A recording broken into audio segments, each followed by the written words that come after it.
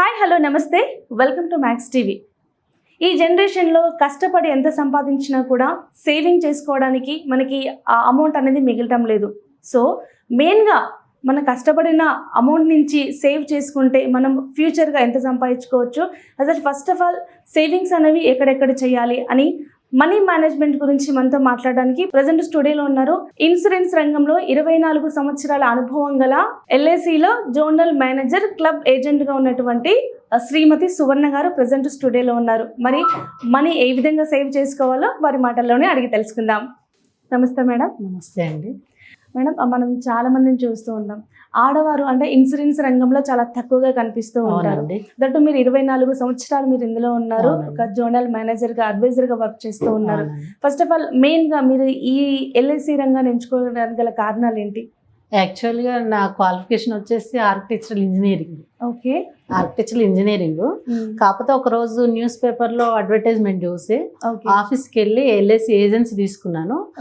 ఆ రోజు నుండి నేను మళ్ళీ వెనుకకు చూసుకోలేదు నా లైఫ్లో. ఏంటంటే ఎంతోమంది ఇప్పుడు నా కొలీగ్స్ కానీ నా ఫ్రెండ్స్ కానీ మొత్తము అందరు అనుకుంటారు గవర్నమెంట్ జాబ్ చేస్తేనే లైఫ్లో సెటిల్ అయిపోతారు, గవర్నమెంట్ జాబ్ ఉంటేనే బాగుంటుందని. కానీ నేను ఎప్పుడు ఇంకా ఒక్కసారి ఎంట్రన్స్ 2000 ఇయర్ ఫిబ్రవరిలో నేను ఏజెన్సీ తీసుకున్నాను.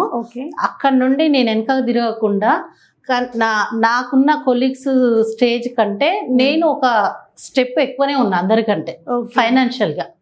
దానికి కారణం ఏంటంటే ఓన్లీ ఎల్ఐసి ఆఫ్ ఇండియా. ఈరోజు సువర్ణ అంటే ఎల్ఐసి అంటే సువర్ణ అంతే. ఎందుకంటే నా ఏజ్ కంటే నా ఏజ్ తోటి ఈక్వల్గా ఉండే వాళ్ళని చూసుకుంటే స్టేటస్ సింబల్గా మనకు ఉండేదే సొసైటీలో ఎవరు ఎంత సంపాదించారు, ఏ పొజిషన్లో ఉన్నారు, ఏంది అని ఉంటుంది కదా. ఆ రంగంలో ఆ లెవెల్లో చూసుకుంటే అందరికంటే ఒక మెట్టు నేను ఎక్కువ ఉన్నా ఎల్ఐసిలోకి వచ్చి. నేను ఎన్నడూ కూడా బాధపడలేదు గవర్నమెంట్ జాబ్ రాలేదు ఎందుకు, నేను గవర్నమెంట్ జాబ్కి ఎందుకు అప్లై చేసుకోలేదు అనేసి. ఈ రంగంకి వచ్చినాక ఎందుకు అంటే దాని తగ్గట్టు నేను హార్డ్ వర్క్ చేశాను. ఒకటి రూరల్, అర్బన్, ఓన్లీ అసలు ఎల్ఐసిలో ఆడవాళ్ళ పేరు మీద ఏజెన్సీ ఉన్నా కూడా పేరుకు ఆడవాళ్ళది ఉంటుంది, అండ్ హార్డ్ వర్క్ అంతా జెంట్స్ది ఉంటుంది. ఆఫీస్లో అటెండెన్స్ జెంట్స్ ఉంటుంది, మీటింగ్లో జెంట్స్ ఉంటుంది, లేడీస్ ఎక్కువ రారు. అసలు పేరుకు మాత్రమే లేడీస్ ఉంటుంది. హస్బెండ్ ఏదన్నా వేరే వర్కింగ్ ఉన్నా కూడా వేరే గవర్నమెంట్ ఎంప్లాయ్ అనుకోండి, హస్బెండ్ వైఫ్ పేరు మీద ఎల్ఐసి ఏజెన్సీ తీసుకుంటారు, వాళ్ళే ఆఫీస్లో బిజినెస్ చేసేస్తుంటారు. కానీ నా పేరు మీదనే ఎల్ఐసి ఏజెన్సీ తీసుకొని నేనే మార్కెట్లకు తిరిగి నేనే బిజినెస్ చేశాను. అది ఎట్లా అంటే ఒక రూరల్, ఒక అర్బన్, ప్రతి ఏరియాలో ఈచ్ అండ్ ఎవ్రీ ప్లేస్ నేను 2 వీలర్ 4 వీలర్ ఉంది కానీ 2 వీలర్ మీదనే ఎక్కువ తిరిగి బిజినెస్ చేసినాను. నా పేరు నేనేది అంటే డెడ్ ఏజెంట్ కాకుండా మార్కెట్లో తిరిగి సర్వీస్ చేసి పాలసీలు చేసిన ఏజెంట్ నేను. అట్లా. సో మీకు మార్కెట్లో కూడా చాలా మంచి పేరు ఉంది, మార్కెట్లో మంచి ఎక్స్పీరియన్స్ ఉంది. ఓకే. అలాగే మ్యామ్, చాలామంది ఆడవారు అంటే ఇప్పుడు ఈ జనరేషన్లో చాలామంది వైఫ్ అండ్ హస్బెండ్ జాబ్ చేసి సంపాదిస్తే కానీ కుటుంబాలు ఎల్లదీయలేని పరిస్థితులు మనం ఉన్నాం. బట్ పెరుగుతున్న అవసరాల రీత్యా కూడా మనకు జీతాలు ఎంత పెరుగుతున్నా కూడా దానికి తగ్గట్టుగానే ఖర్చు కూడా అలాగే అయిపోతుంది. మెయిన్గా సేవింగ్స్ చేసుకోవాలంటే ఎటువంటి రంగంలో మనం సేవింగ్స్ చేసుకోవాలి అంటే పెద్ద పెద్దగా కాకపోయినా కూడా చిన్న చిన్న పాలసీస్ కానీ చిన్న చిన్న ఇన్వెస్ట్మెంట్స్ కానీ మనకి ఏ విధంగా ఉపయోగపడతాయి? ఇప్పుడున్న మన సొసైటీలో నెలకు 10,000 సంపాదన ఉండేటోళ్ళు కూడా సేవింగ్ చేసుకోగలుగుతున్నారు, నెలకు ₹1,00,000 సంపాదించేటోళ్ళు కూడా సేవింగ్ చేసుకోగలుగుతున్నారు వాళ్ళ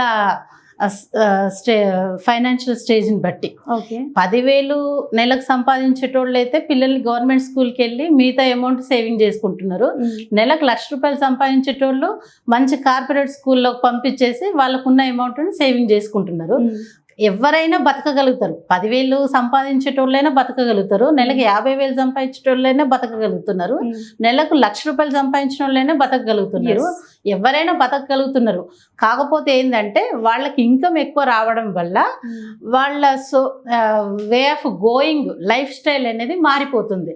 వీడు నడుచుకుంటూ వెళ్తాడు, వాడు కారులో వెళ్తాడు. 50,000 వచ్చినోడేమో బండి మీద వెళ్తున్నారు, ₹1,00,000 వచ్చేటోళ్ళేమో కారులో వెళ్తున్నారు, 10,000 వచ్చేటోళ్ళేమో నడుచుకుంటూ వెళ్తున్నారు. ఎవరైనా బతకగలుగుతారు. కాకపోతే ఉన్న దాంట్లోనే సేవింగ్ చేసుకునేది ఎట్లా అంటే తక్కువ శాలరీస్ వచ్చిన వాళ్ళు మాత్రమే సేవింగ్ మీద ఎక్కువ ఇంపార్టెన్స్ ఇస్తున్నారు. ఎక్కువ సంపాదించేటోళ్ళు మాత్రం తక్కువ ఇంపార్టెన్స్ ఇస్తున్నారు సేవింగ్కి ప్రజెంట్. ఎందుకంటే వాళ్ళ లైఫ్ అనేది లగ్జరీ స్టైల్ విపరీతంగా పెరుగుతుంది. శాలరీ పెరిగినా కొద్దీ లగ్జరీ లైఫ్ స్టైల్ పెరుగుతుంది. దానివల్ల సేవింగ్ పర్సెంటేజ్ వాళ్ళకి తగ్గిపోతుంది.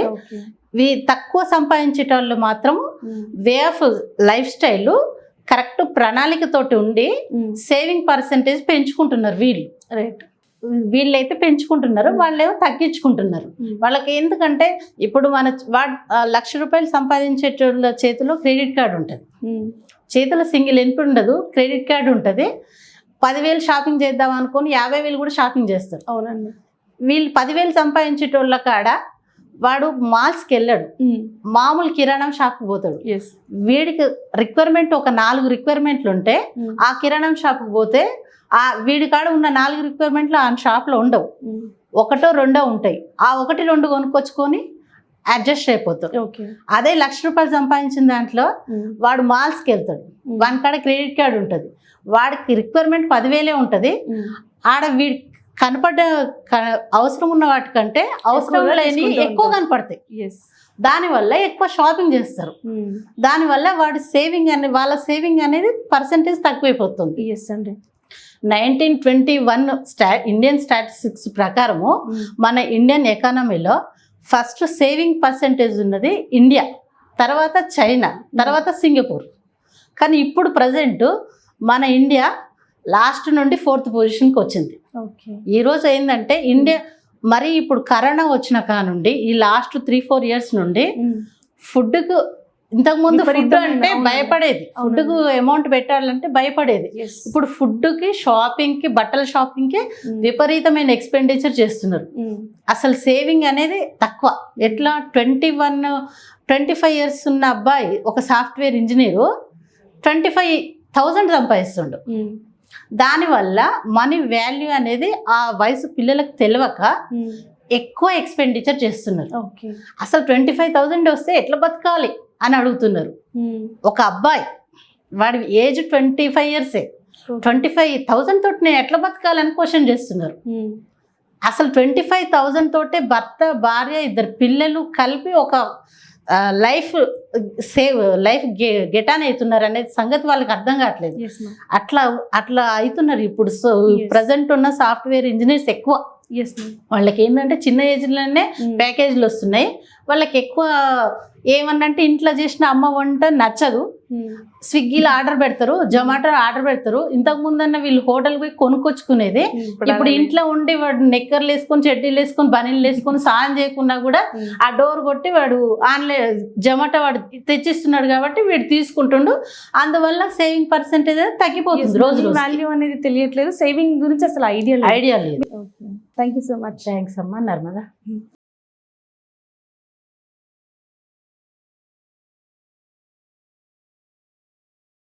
హాయ్, హలో, నమస్తే, వెల్కమ్ టు మ్యాక్స్ టీవీ. ఈ జనరేషన్లో కష్టపడి ఎంత సంపాదించినా కూడా సేవింగ్ చేసుకోవడానికి మనకి ఆ అమౌంట్ అనేది మిగలటం లేదు. సో మెయిన్గా మన కష్టపడిన అమౌంట్ నుంచి సేవ్ చేసుకుంటే మనం ఫ్యూచర్గా ఎంత సంపాదించుకోవచ్చు, అసలు ఫస్ట్ ఆఫ్ ఆల్ సేవింగ్స్ అనేవి ఎక్కడెక్కడ చేయాలి అని మనీ మేనేజ్మెంట్ గురించి మనతో మాట్లాడడానికి ప్రజెంట్ స్టూడియోలో ఉన్నారు. ఇన్సూరెన్స్ రంగంలో 24 సంవత్సరాల అనుభవం గల LICలో జోనల్ మేనేజర్, క్లబ్ ఏజెంట్గా ఉన్నటువంటి శ్రీమతి సువర్ణ గారు ప్రజెంట్ స్టూడియోలో ఉన్నారు. మరి మనీ ఏ విధంగా సేవ్ చేసుకోవాలో వారి మాటల్లోనే అడిగి తెలుసుకుందాం. నమస్తే మేడం. నమస్తే అండి.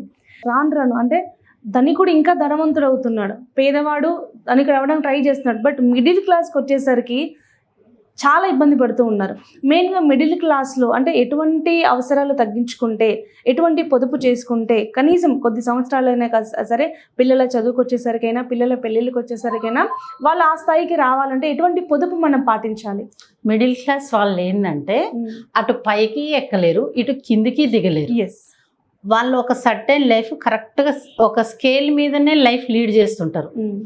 కరెక్ట్ ఒక స్కేల్ గీత గీసినట్టు వాడి జీతం ఎంత వస్తుంది, వీళ్ళ ఇంట్లో మేనేజ్మెంట్ ఎట్లా చేస్తున్నారు, మేనేజ్మెంట్ అనేది గీత గీసినట్టు ఉంటుంది వాళ్ళది. పైకి ఎక్కుదామంటేనే అప్పులు అవుతాయి, కింది పోదామంటే ఇంత తక్కువతో నేను ఎందుకు కంపేర్ చేసుకోవాలని అనుకుంటారు. అలాంటి వాళ్ళు ఏంటంటే స్లోగా, ఎప్పుడంటే మనిషికి 25 years వరకు ఎడ్యుకేషన్ పీరియడ్ ఉంటుంది. 25 నుండి 30 వరకు ఎలా ఇన్కమ్ ఎర్న్ చేయాలనే ఆలోచనలు ఉంటాయి. 30 years వరకు సెటిల్ అయిపోతారు. 40 years వచ్చేసరికల్లా ఒక మెచ్యూరిటీ ఉంటుంది. 45 నుండి డబ్బులు కనిపిస్తుంటాయి. 50 వరకు వచ్చేసరికి ఒక మంచి పొజిషన్కి వచ్చేస్తారు. అది ఆ 50 వరకు పొజిషన్కి ఎవరు వస్తారు? ఫస్ట్ 0 year నుండి 5 years నుండి 25 years వరకు కరెక్ట్గా ప్లాన్ ఏమంటే లైఫ్ లీడ్ చేసిన వాళ్ళు అయితేనే 50 yearsకి వచ్చేసరికల్లా వెల్ సెటిల్ అవుతారు. అక్కడనే 10th ఇంటర్ పోయి 10th పోయి డిగ్రీ పోయి అక్కడేందో డ్రగ్స్ అని ఇదని అలాంటి పిచ్చి పిచ్చి అలవాట్లు ఉన్నారనుకో, వాళ్ళ లైఫ్ వెనకకు తిరిగి చూస్తే మళ్ళీ అలాగే ఉంటుంది. కరెక్ట్ 25 years వరకు ఎడ్యుకేషన్ సిస్టమేటిక్ ప్లాన్ ఉండి తర్వాత 30 years వరకు how to earn, how to grow in upstair అని అనుకుంటే 50 years వచ్చేసరికల్లా వాళ్ళ పిల్లలు కార్లో తిరుగుతారు, వాడు ఒక రెండవ ఇల్లు ప్లాన్ చేస్తారు. ఆల్రెడీ వాడు 25 years నుండి సిస్టమేటిక్ ఉన్నోళ్ళు 40-45లో ఒక ఇల్లు ప్లాన్ చేస్తారు. 50 తర్వాత ఇంకొక ఇల్లు ప్లాన్ చేయడానికి అవకాశం ఉంటుంది. వాళ్ళు అంత సిస్టమేటిక్ ఉంటారు. ఎవరు మిడిల్ క్లాస్ వాళ్ళు ఉంటారు ఇట్లా, మరీ లోయర్ ఉండలేరు. మరి అప్పుడంటే ఆల్రెడీ మాకు నాన్న సంపాదించింది, 4 fathers సంపాదించింది కదా అంటారు. వాళ్ళ గురించి వాళ్ళకు రాయల్ ఇన్కమ్ ఉంటుంది. వాళ్ళకు ఒక రాయల్ ఇన్కమ్ ఉంటుంది కాబట్టి వాళ్ళంతా డీప్గా స్టడీ చేయరు.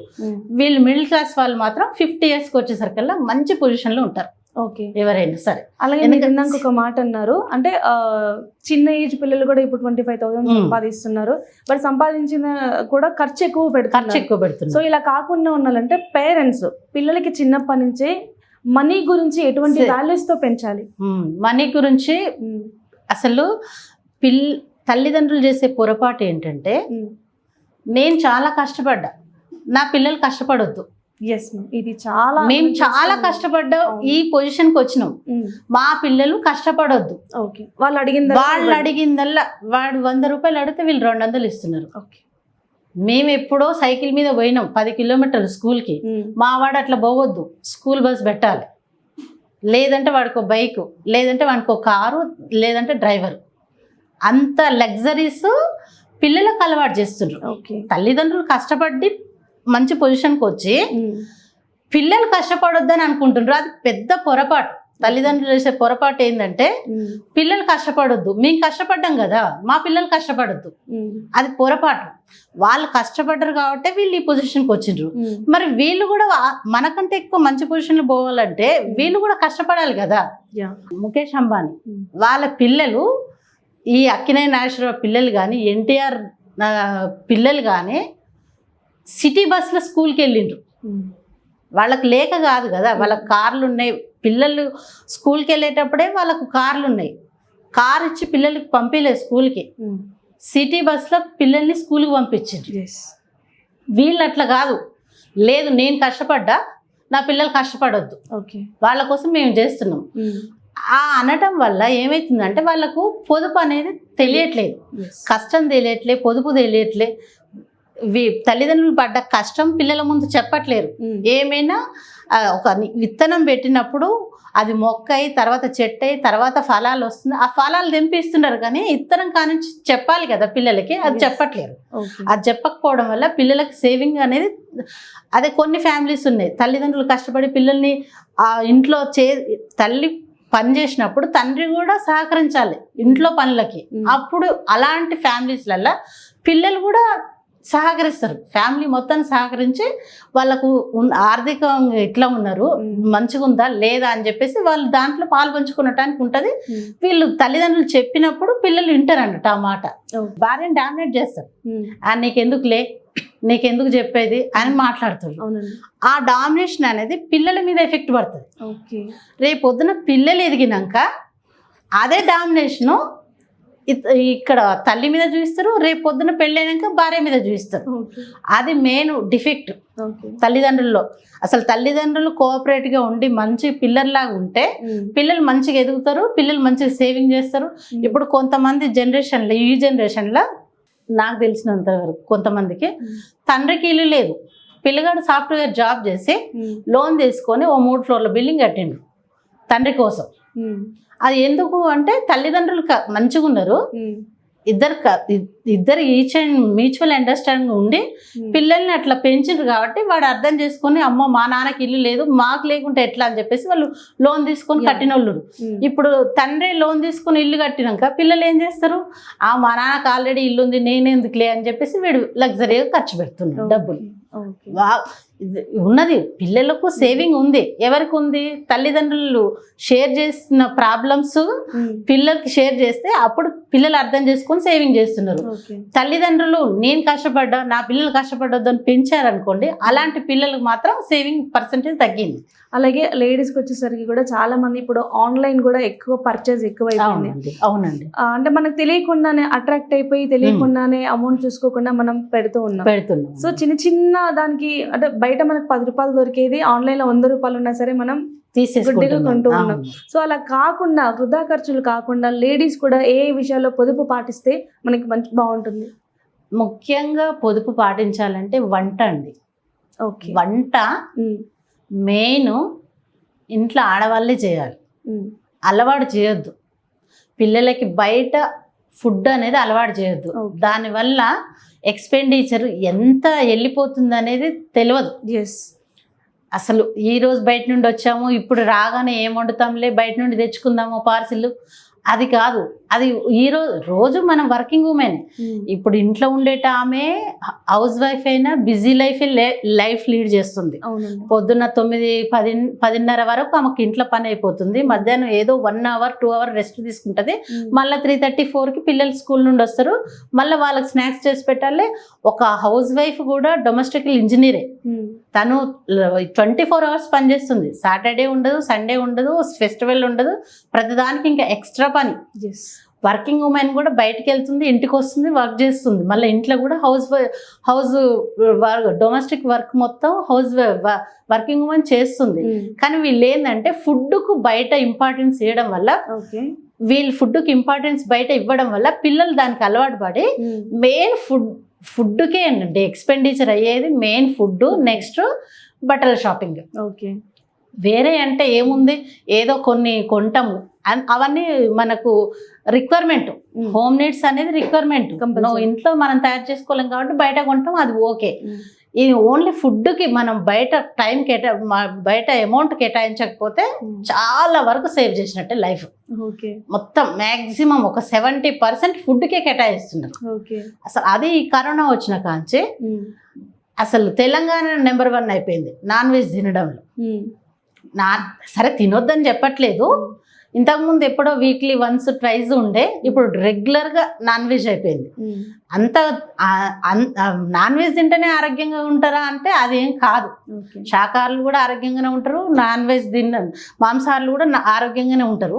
ఇదేంటంటే ఎక్కువ ఫుడ్కు కేటాయించడం వల్ల పర్సెంట్ ఆఫ్ సేవింగ్ అనేది తగ్గిపోయింది. ఇప్పుడు పొదుపు అంతా కూడా అంటే మన ఇంట్లో ఒక్కరితో పోయేది 10 మంది బయట నుంచి తెచ్చేసరికి 1000 రూపాయలు అయ్యేది, 5000. ఇంట్లో 200 పెడితే చికెన్ కేజీ ఈజీ, 4 కలిసి బయటికి పోతే 1500 అవుతుంది బిల్లు మినిమం.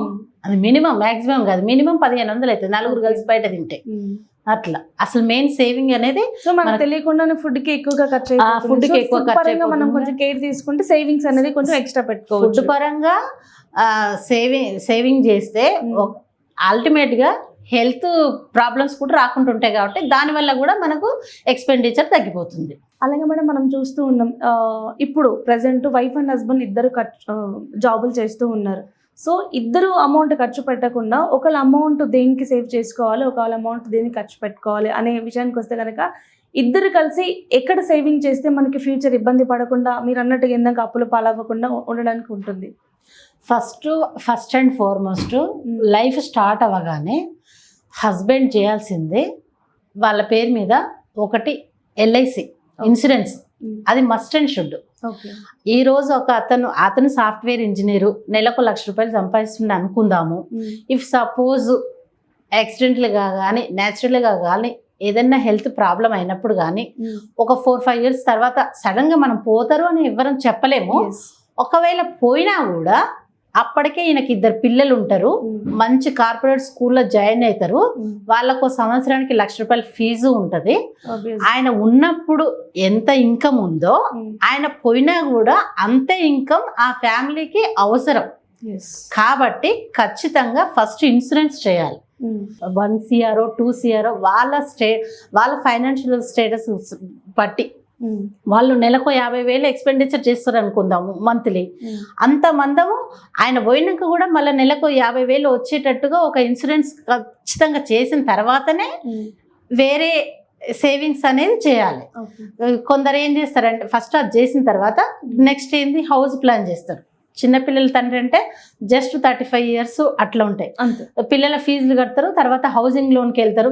విపరీతమైన వేస్ట్ ఎక్స్పెండిచర్ కంటే ఒక హౌసింగ్ లోన్కి వెళ్ళడం. ఆడవాళ్ళైతే సింపుల్గా వాళ్ళకు ఉన్న బడ్జెట్ అంతో ఇంతో అమౌంట్ తోటి ఇప్పుడు ఒక ప్లాట్ కొనాలంటే 50 లక్షలు కావాలి, ఒక ఇల్లు కొనాలంటే ₹1 కోటి కావాలి. ఇప్పుడు ఆడవాళ్ళ కాడ ఎంత ఉంటుంది, ఒక 10,000 ఉంటాయి, 20,000 ఉంటాయి. ఆ 10,000 20,000 కూడా ఏం చేస్తాము, గోల్డ్కు సేవింగ్ డైవర్ట్ చేసినాం అనుకో, రేపు పొద్దున ఏదన్నా రిక్వైర్మెంట్ ఎమర్జెన్సీ ఉందనుకో అప్పుడు వీళ్ళకి అది ఆ టైంకి వీళ్ళకి ఉపయోగపడుతుంది. అదే 20,000 చీర కొన్నా 10,000 చీర కొన్నా అంత అవసరం లేదు. ఆ చీరల కోసం బట్టల కోసం అంత అమౌంట్ స్పెండ్ చేసే బదులు ఆ అమౌంట్ కొంచెం గోల్డ్ కోసం లేడీస్ డైవర్ట్ చేయడం వల్ల వాళ్ళకి ఏదైనా ఎమర్జెన్సీ ఉన్నప్పుడు అదొక రిక్వైర్మెంట్, ఇంపార్టెంట్ రిక్వైర్మెంట్గా ఉపయోగపడుతుంది. జెంట్స్ అయితేనే ఫస్ట్ ఇన్సూరెన్స్ అయితే కంపల్సరీ ఇన్సూరెన్స్ చేయాలి. తర్వాత ఎల్ఐసి హౌసింగ్ లోన్ పోతారు, తర్వాత పిల్లల ఫీజు ఉంటుంది, తర్వాత గోల్డ్ ఈల్డ్ కూడా అప్ టు డేట్ రోజుకి పెరుగుతుంది. కాబట్టి మనకున్న వచ్చే ఇన్కమ్లో కొంత % గోల్డ్ కూడా పక్కకు తీసి పెట్టుకోవాలి. లేదంటే చిట్స్, ఇక చిట్స్ అంటే నమ్మరు అంటే కొంతమంది నమ్ముతారు, కొంతమంది నమ్మరు. నమ్మే వాళ్ళు మన దగ్గర క్లోజ్ రిలేషన్ ఉంది, మంచిగా ఉందమ్మా అంటే ఆ చిట్స్ కూడా కంటిన్యూ చేసుకోవచ్చు. పోస్ట్ ఆఫీస్ ఉన్నది ఇంకొకటి. ఆ పోస్ట్ ఆఫీస్ ఏంటంటే మనం ఎంత అమౌంట్ పే చేసుకుందాం అనుకుంటామో అంత అమౌంట్ ఒకసారి ఫిక్స్ అయ్యి 5 years రెగ్యులర్ గా పేమెంట్ చేసినాం అనుకో, మళ్ళీ మనం కట్టిన దానికి అమౌంట్ కొంచెం రిటర్న్ ఎక్కువ వస్తుంది. అట్లా లేడీస్ చాలా మంది ఉన్నారు పోస్ట్ ఆఫీస్ లో సేవింగ్ చేసుకునేటోళ్ళు. నెలకు మినిమం ₹100 కానుండి ఉంది. జెంట్స్ అయితేనేమో హౌసింగ్ లోన్కి కార్ ఏంటంటే ఒక వెహికల్ ఉండగానే ఇంకొక వెహికల్ తీసుకుంటారు. అది అంటే భార్యకు రిక్వైర్మెంట్ ఉంది వెహికల్, భర్తకు రిక్వైర్మెంట్ ఉంది.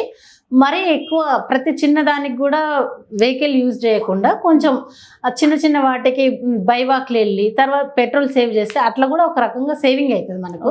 లేడీస్ ఏంటంటే ముఖ్యంగా అసలు ప్రతి చిన్న పని, ఇప్పుడు బట్టలు చీర ఉంది ఐరన్ చేసుకోవాలి, బయటికి పోతే ₹30, ఏమైనా ఐరన్ చేసింది ఒక ₹30 మిగులుతాయి. ఇంట్లో మగవాళ్ళు ఏంది సాయంత్రం కాగానే ఫ్రెండ్స్ తోటి బయటికి వెళ్ళడం, అక్కడ చిట్ చాట్ అని అక్కడ కొంచెం ఖర్చు ఎక్కువ పెట్టడం, అలాంటివి కొంచెం తగ్గించుకున్నా కూడా సేవింగ్ అనేది ఎక్కువ అవుతుంటుంది. Thank you so much. Thanks అమ్మా నర్మదా.